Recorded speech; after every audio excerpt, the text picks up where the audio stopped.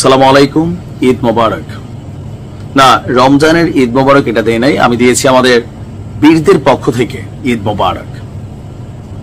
আবারও একথা আমরা দেখতে পাচ্ছি বীরদের বিচ্ছিন্ন টিমগুলোর মধ্যে। লম্বা চূড়া একটা সময় মার্কিন যুক্তরাষ্ট্রের নির্বাচনকে কেন্দ্র করে গত বছর প্রায় নভেম্বর থেকে আনটিল এই মার্চ পর্যন্ত মধ্যপ্রাচ্যের যুদ্ধগুলো অনেকটা ঠান্ডা হয়েছিল। এখন এই ঠান্ডা হওয়ার পিছনে বেশ কিছু কারণ ছিল, যে যুদ্ধ করতে করতে দুই দেশই বা তিন দেশ, আমাদের বীরদের যে একতা ছিল, টিমগুলো ছিল ইসলির সাথে, অনেকে ক্লান্ত ছিলেন, আবার অনেকে কৌশলে অবস্থান নিয়েছিলেন। সর্বশেষ লেবানন এবং ইসলির মধ্যে যে যুদ্ধ চলমান ছিল সেটা আমরা দেখেছিলাম স্থল অভিযানে লেবাননের একটা পশমও তুলে নিতে পারে নাই ইসলির সেনারা। আকাশপথে বেশ কিছু ঘটনা ঘটিয়েছে।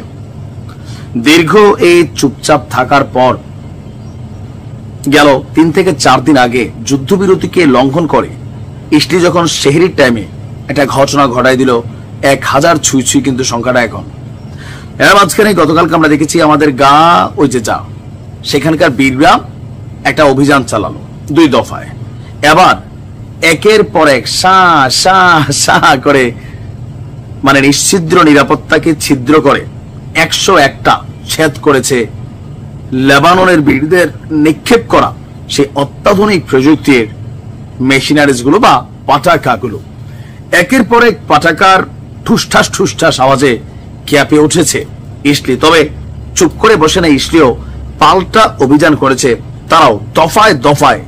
আজকে সারাদিন দুই দেশের মধ্যে এই অভিযান এবং পাল্টা অভিযানের ঘটনা ঘটছে।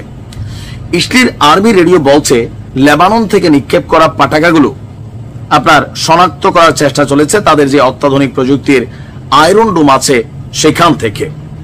রকেট হামলার পরই মেতুলায় সাইরেন বেজে ওঠে। আর গত ডিসেম্বরের পর লেবানন থেকে এই প্রথম ইসলিতে আবারও পাটাকা অভিযান শুরু হয়ে গেল।